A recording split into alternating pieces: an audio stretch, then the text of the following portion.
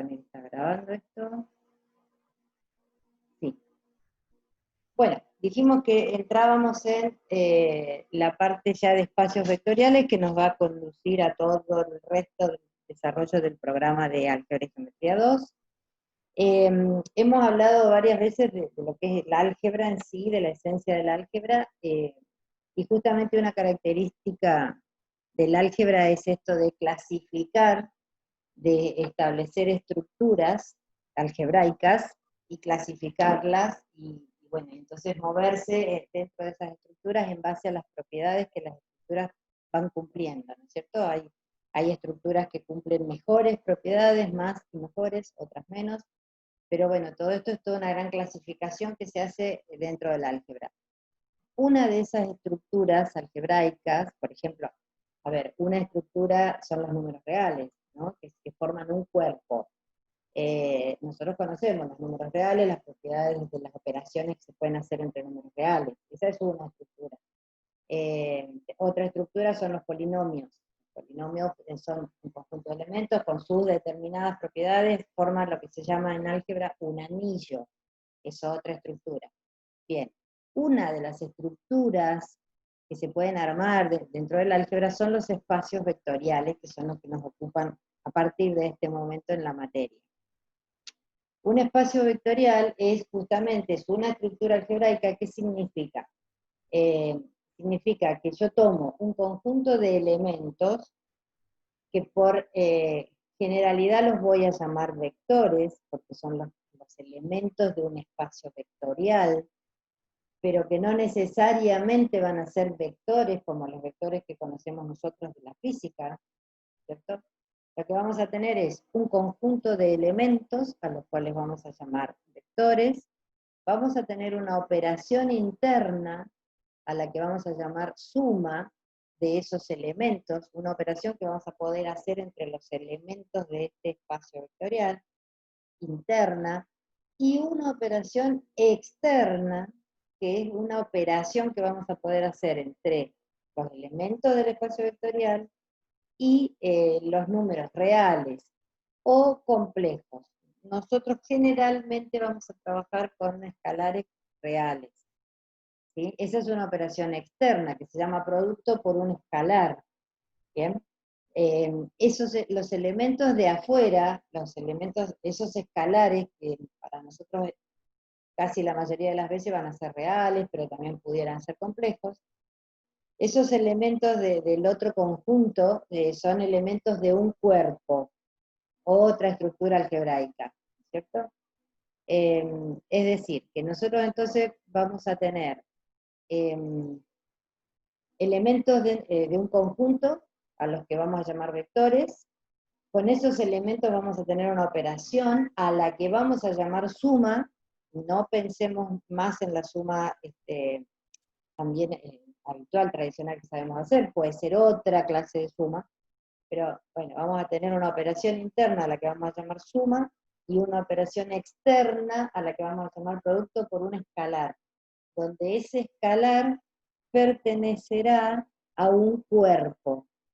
En esta materia, la mayoría de las veces vamos a trabajar con escalares reales, pero podrían también ser escalares complejos, ¿no? Cuando el escalar ese justamente es un real, entonces se llama, al espacio vectorial se lo llama espacio vectorial real, o R espacio vectorial. Si no, sería espacio vectorial complejo, o C espacio vectorial. Bien. Y los elementos, como ya dije, los elementos del espacio vectorial se llaman vectores, pero por pertenecer al espacio vectorial, pero no pensemos que siempre van a ser vectores, ¿no? Pueden ser vectores de R2, de R3, de Rn, como también pueden ser polinomios, grado menor o igual a n, grado menor o igual a 2, grado menor o igual a 3, como también pueden ser matrices de orden m por n, como pueden ser funciones continuas, que nosotros no vamos a tocar de ese tema, pero pueden ser, forman un espacio vectorial con determinadas operaciones, ¿sí? Bueno, entonces, ahí tendríamos como la introducción de cómo armamos un espacio vectorial. con un conjunto de elementos, con una operación interna que se llama suma y con una operación externa que se llama producto por una escala. Ahora, con esas operaciones o esas operaciones definidas, van a tener que cumplir una lista de propiedades. Entonces el espacio vectorial se conforma con un conjunto de elementos, una operación interna y una operación externa que a su vez cumplen una lista de 10 propiedades. 5 va a cumplir la suma y 5 va a cumplir la multiplicación por ese escalar, que es esa operación externa, combinada de un elemento del espacio con un elemento del cuerpo de afuera. Bien, ¿quiénes son esas propiedades que se van a tener que cumplir para que todo esto arme un espacio vectorial? Dijimos, 5 de la suma, 5 del producto. La primera de la suma nos dice que la suma tiene que ser cerrada. ¿Qué significa? Si yo tengo dos elementos del espacio vectorial, tengo a un U y a un B que pertenecen al espacio vectorial. La suma de ellos dos, U más B, el resultado de la suma de ellos dos, también tiene que pertenecer al espacio vectorial, ¿no? Por ejemplo, vayamos pensando en conjuntos que nosotros conocemos como puede ser R2, vectores. Vamos a lo más sencillito que son los vectores típicos, vectores del plano en R2, que forman un espacio vectorial. Ya lo vamos a ver porque está dentro de los ejemplos que están planteados en el apunte. Los vectores en el plano R2 forman un espacio vectorial, R3 forma espacio vectorial, Rn también forma espacio vectorial. Bueno, pensemos en vectores en el plano, los que conocemos, simples. Si yo tengo un vector, el 3, 4, con otro vector, el 5, 6, sumo y me da un vector de R2. No me da otra cosa, no me da una matriz, no me da un polinomio, ¿sí? Me da un vector de R2, o sea, la suma pertenece al conjunto de donde estamos trabajando. La segunda dice que esa suma tiene que ser asociativa. Bien, nosotros hemos trabajado con vectores en R2, nosotros sabemos que si yo tengo el vector U, el B y el W, puedo sumar U más B y a eso sumarle W, o puedo dejar el U al costadito, sumar B más W y después sumar el U y me da el mismo resultado. Bien, eso significa que la suma es asociativa. La tercera tiene que cumplir que esa suma sea conmutativa, o sea, que U más B sea lo mismo que B más U. Bien, si pensamos en vectores en R2 con la suma, sabíamos que sumar el 1, 2 más el 3, 4 es lo mismo que sumar el 3, 4 más el 1, 2. Entonces, se está cumpliendo. La cuarta de la suma, la S4, dice que esa suma tiene un neutro. O sea, existe un elemento al que vamos a llamar 0. Pero acá no pensemos que siempre ese neutro va a ser el vector 0, 0 que nosotros conocemos, ¿sí? Porque justamente entramos en un terreno donde se nos amplían las posibilidades que nosotros conocíamos acá. Bien, la S4 dice que existe un elemento neutro, que lo vamos a llamar 0, pero que yo les digo, no necesariamente piensen que es el 0, 0. Puede ser otro vector que actúa como neutro. Pero ¿cuál es la función de este neutro? Bueno, existe un elemento dentro de este conjunto tal que cuando vos lo sumas con otro, no altera al otro.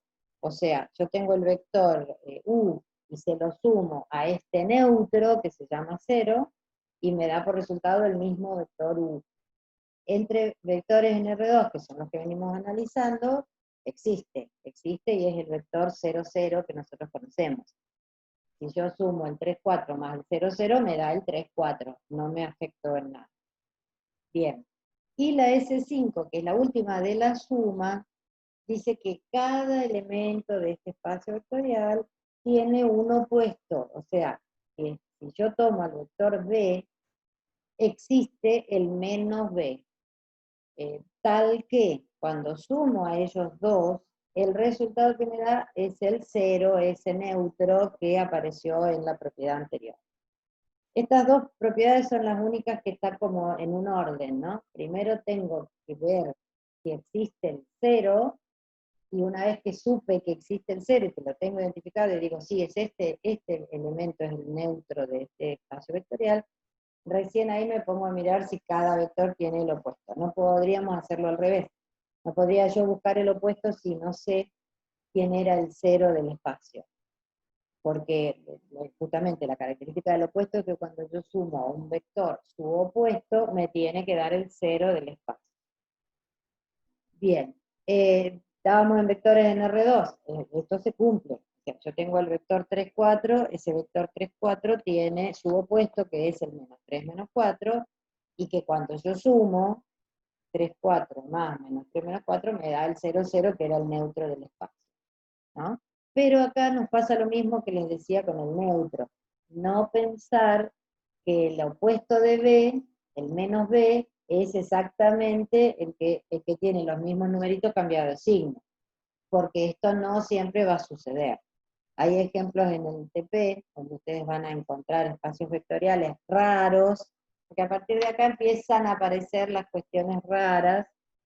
Bueno, van a encontrar espacios vectoriales raros donde el 0 no es el vector 0, 0, donde el opuesto de cada uno no es el opuesto que uno conoce, ¿no? Entonces es como que, bueno, ahí es donde uno va cambiando un poco la cabeza, cambiando las ideas de lo que venía sabiendo hasta acá.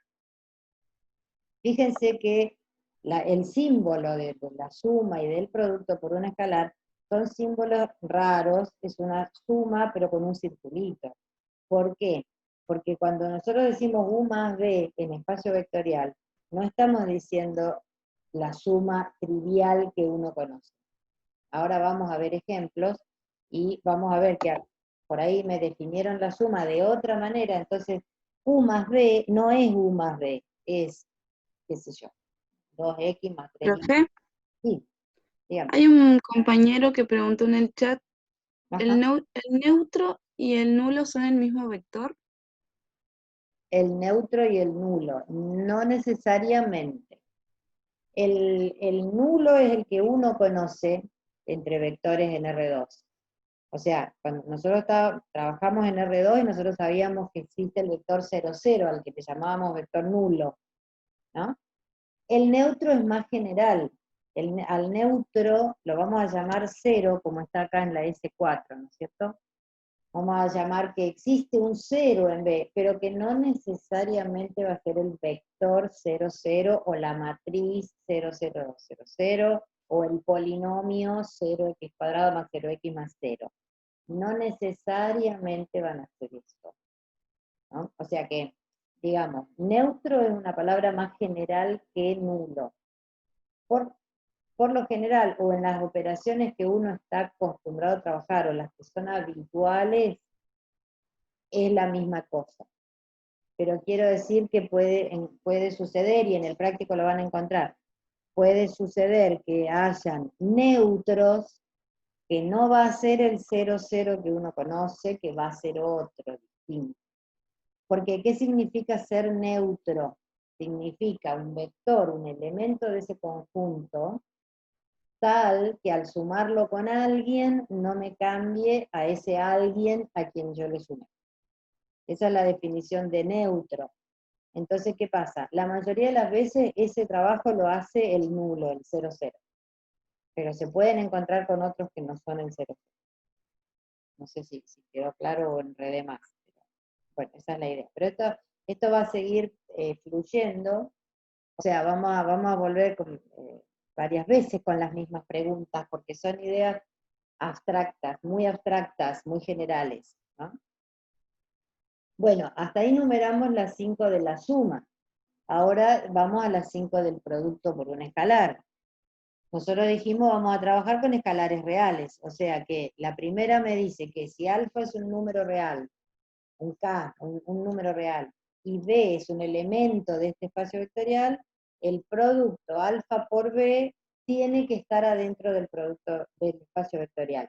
Y de nuevo, fíjense que el por que escribimos acá es un por raro, con un circulito, porque, otra vez, no necesariamente va a ser el producto por escalar que uno conoce entre un vector y un escalar, entre una matriz y un escalar, no necesariamente son esos. Bueno, pero nosotros estábamos analizando los vectores en el plano, en R2. Si yo tengo un número real, por ejemplo, imaginemos un 5, y tengo el vector 3, 4, cuando yo multiplico el 3, 4 por 5, me da un vector en R2, o sea que cumple con la que se llama P1 acá, que es la primera propiedad del producto por un escalar. La segunda dice que si tengo dos elementos del espacio vectorial, un U y un B, y un número real, bueno, se da una distributividad de ese escalar con respecto a la suma de dos vectores, dicho en símbolo.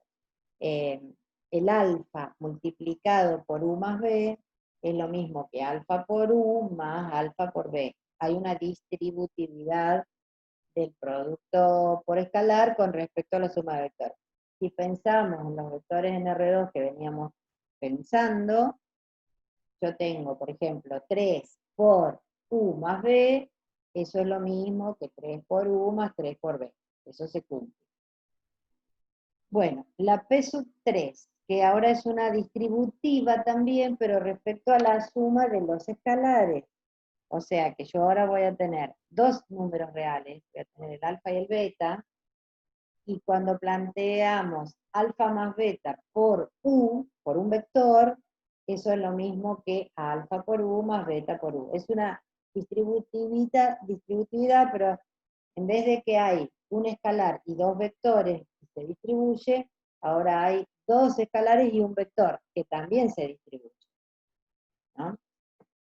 Bueno, después vamos a la P4, que hay una especie de asociatividad del escalar con el vector, ¿no? Que nos dice que si tengo dos números reales, alfa y beta, y tengo un vector, bueno, el producto, si yo hago alfa por beta, y a eso lo multiplico por U, por el vector, es lo mismo que como que dejar al alfa fuera, ¿no es cierto? Y hacer alfa por beta por el vector. Todas estas operaciones están marcadas de manera rara, o sea, no escribí yo con el por habitual, ni con el producto escalar, ni con el producto vectorial, ni con el más habitual, ¿no? Siempre escribimos con esta notación distinta porque, insisto, la operación alfa por el vector no necesariamente va a ser la que nosotros estábamos acostumbrados a hacer, la que se llama la habitual, ¿no? Me la pueden definir de otra manera y cumplir con toda esta lista de propiedades y entonces armo un espacio vectorial con otras dos operaciones raras. Nosotros las llamamos, incluso los libros las llaman operaciones raras, nuevas. ¿Sí? Uno las nombra como la suma y el producto por escalar, pero hay que empezar a pensar que no necesariamente es sumar como sabemos sumar, o multiplicar por escalar como sabemos multiplicar por escalar.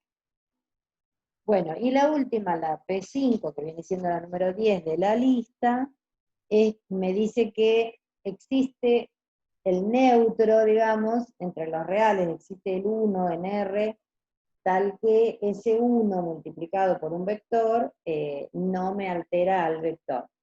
Bueno, esta es bastante fija y existe casi siempre, se cumple, porque bueno, existe es el 1 en R, es el 1 entre los reales, existe el 1 entre los reales, de modo que cuando hagas 1 por el vector, te va a dar el vector.